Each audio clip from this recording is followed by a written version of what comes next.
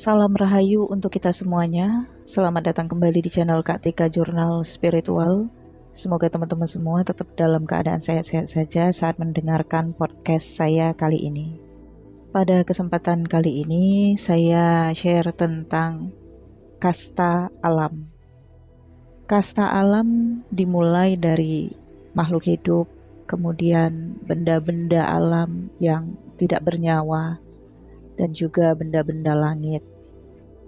Kasta alam yang ingin saya bahas di sini adalah kasta makhluk hidup, yaitu kita sebagai manusia menjadi bagian dari kasta makhluk hidup ini. Di peradaban masa lampau, kasta manusia sangat jelas terlihat antara golongan petani, golongan saudagar, golongan pedagang, dan juga golongan para budak. Seiring dengan perkembangan peradaban manusia, masuknya agama, dan juga modernisasi peradaban, kasta-kasta yang ada di dalam kehidupan manusia dicoba untuk dihapuskan. Tapi sebagian dari negara-negara di luar sana masih menganut sistem kasta itu. Indonesia lah salah satu negara yang kuat banget menentang adanya kasta. Di zaman modern, kasta ini disebut dengan ras ataupun antar golongan. Di peradaban milenial, ada golongan-golongan kelas atas yang disebut dengan golongan bourgeois. Di peradaban sekarang, golongan kelas atas disebut golongan sultan. Banyak dari kita yang ingin mencoba menjadi golongan sultan, apalagi sekarang sudah adanya media sosial. Manusia dapat dengan mudah mengaku dirinya sultan atau mempergunakan gaya hidup sultan untuk ditunjukkan kepada publik. Tujuannya hanya satu, yaitu mendapatkan pengakuan. Terkadang kita memilih teman yang golongannya di atas kita. Bisa saja kita memilih golongan yang lebih cakep dari kita, yang lebih cerdas dari kita, yang lebih tinggi taraf hidupnya dari kita. Dengan tujuan agar kita bisa dilihat orang lain menjadi bagian dari orang-orang yang memiliki gengsi. Kitanya juga akan ikut eksis jika berteman atau masuk dalam circle orang-orang yang kita anggap levelnya di atas kita.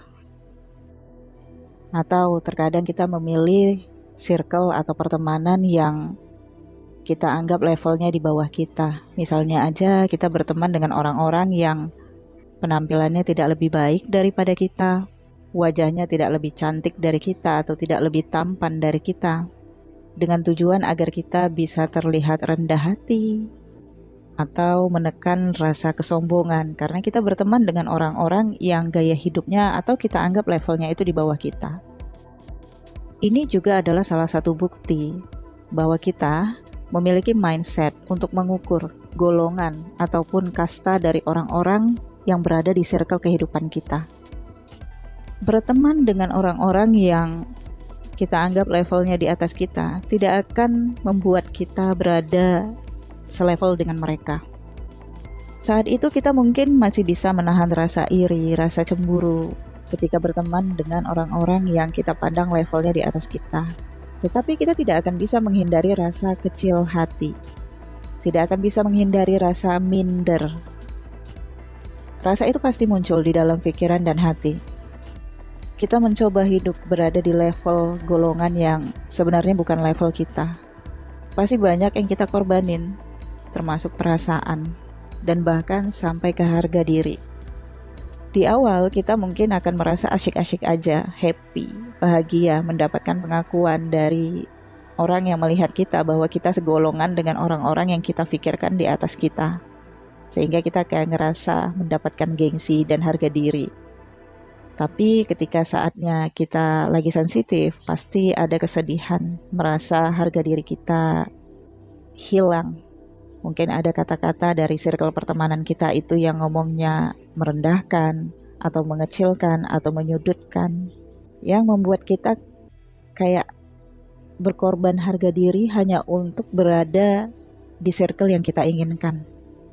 Kita memaksa menaikkan standar kehidupan kita hanya untuk mendapatkan pengakuan itu. Rasanya pasti nggak enak, teman-teman. Atau mendapatkan keuntungan. Ya, biasanya kan orang-orang yang berada di level atas kita itu terlihat loyal dari sisi uang, kemudian kita juga bisa menikmati fasilitas yang dia miliki. Mungkin tidak semuanya teman-teman yang berada di circle kita itu menganggap kita golongan di bawahnya. Tetapi kembali ke rasa, apa yang kita rasakan. Pasti ada saat-saat titik fase di mana kita ngerasa ingin mundur karena lelah dalam berjuang untuk mengorbankan harga diri kita hanya untuk meninggikan standar kehidupan kita. Sebenarnya di mata orang lain, bagaimanapun kita mencoba untuk berada di circle level atas, kita akan tetap terlihat berbeda. Inilah yang disebut dengan kasta alam. Kemudian, jika kita memilih berteman dengan orang-orang yang kita anggap levelnya di bawah kita, mungkin ada hal-hal yang bisa kita dapatkan atau kita manfaatkan dari mereka. Misalnya saja, kita berteman dengan orang itu, wajahnya tidak lebih menarik dari kita, penampilannya juga tidak lebih menarik dari kita, tetapi dia pintar, atau dia punya networking, atau dia punya sesuatu yang bisa kita manfaatkan, atau sisi kenaifan kita akan membawa kita untuk berpikir berteman dengan orang-orang yang levelnya di bawah kita tidak akan membuat kita merasa tersaingi. Dan kita juga ngerasa menjadi orang yang sangat rendah hati karena kita berteman atau mau berkumpul dalam circle orang-orang yang sebenarnya levelnya di bawah kita. Kembali ke rasa, sebenarnya itu adalah apa yang kita rasakan, bukan yang orang lain lihat. Orang lain melihat, walaupun kita berteman dengan orang-orang yang levelnya itu di bawah kita, pasti akan melihat perbedaan kita dengan mereka. Kita tidak akan bisa menghapus rasa iri, cemburu, dengki dari hati manusia, termasuk dari hati kita sendiri. Karena memang kita tercipta dengan semua emosional itu. Kita hanya bisa mengendalikannya ketika kita menyadari bahwa sifat iri, dengki, cemburu tidak baik dan tidak sehat di dalam kehidupan. Tapi sering juga kita tidak bisa mengendalikan sifat-sifat buruk itu. Kalau kita berada di dalam circle orang-orang yang standar kehidupannya sebenarnya di atas level kita, hal terburuk yang paling menyakitkan adalah rasa dimanfaatkan, dan kita juga akan muncul rasa iri, cemburu. Ketika rasa kita tidak terbalas dan tidak ada jawaban, maka akan muncul rasa kebencian. Ketika kita tidak bisa mengendalikan rasa iri dan dengki, maka bisa saja muncul perilaku dan perbuatan-perbuatan yang menyakitkan untuk mereka. Yang salah siapa? Kita, karena kita memaksa untuk berada pada circle orang-orang yang berada di atas level kita. Oke, kemudian kalau kita mencoba untuk berada di circle pertemanan orang-orang yang kita anggap levelnya sebenarnya di bawah kita akan berkorban untuk sering give ke mereka demi tujuan-tujuan kita. Tetapi pada akhirnya tetap aja kita akan ngerasakan gak enak, karena ada satu titik di fase mereka bisa aja jenuh dengan kita, kemudian tidak bisa mengendalikan rasa cemburu, iri, dan dengki kepada kita, sehingga bisa saja kita mendapatkan perlakuan pengkhianatan. Akan muncul rasa di dalam batin kita semakin dimanfaatkan. Pada akhirnya kita akan merasa rugi.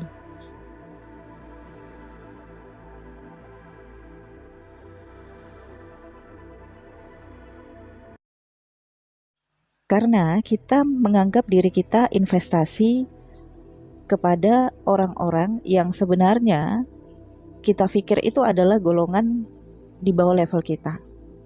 Ketika investasi kita tidak menguntungkan, justru merugikan, disinilah muncul perhitungan untung dan rugi. Kalau untung dan rugi materi mungkin masih bisa untuk dimaklumi, tetapi kalau masalah hati atau bahkan menyakiti, ini yang kita rasakan akan menjadi tamparan keras dalam kehidupan kita. Ini juga adalah bukti dari kasta alam semesta.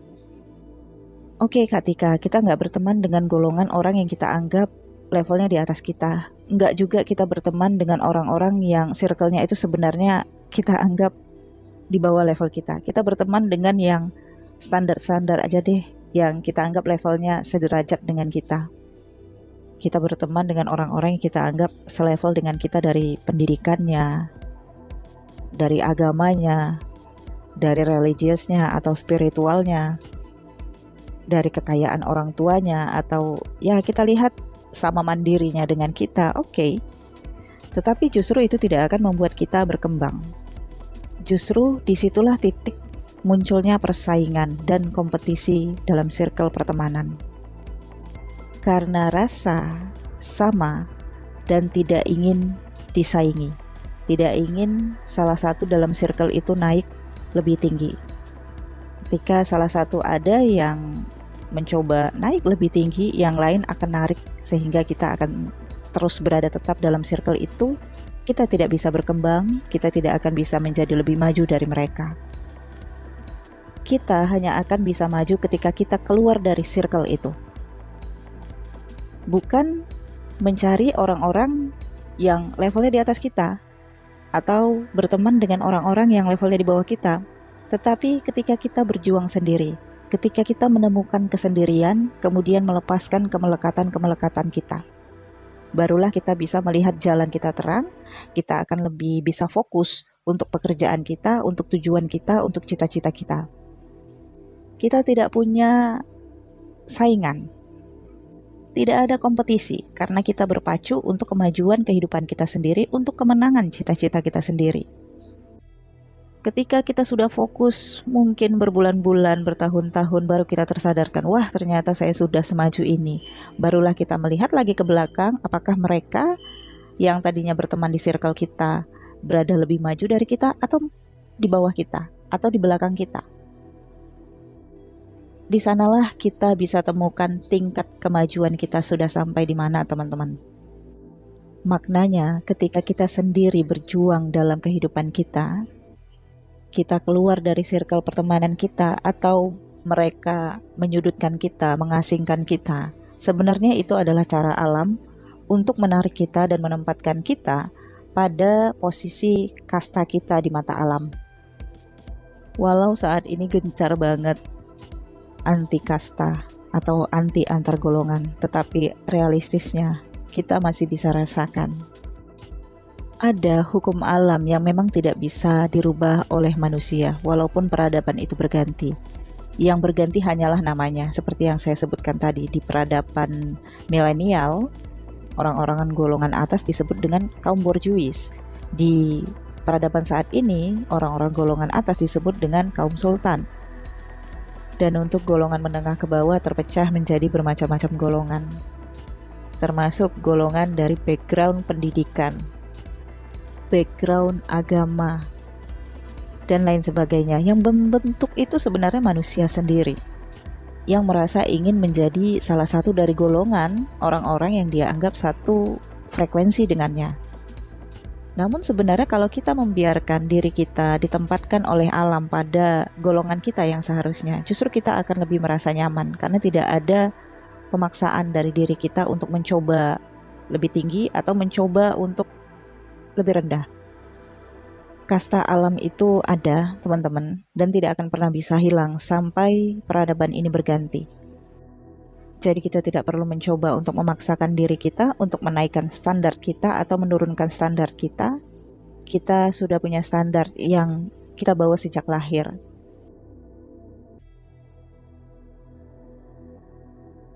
Mempertahankan sesuatu yang kita paksakan itu akan sangat capek banget.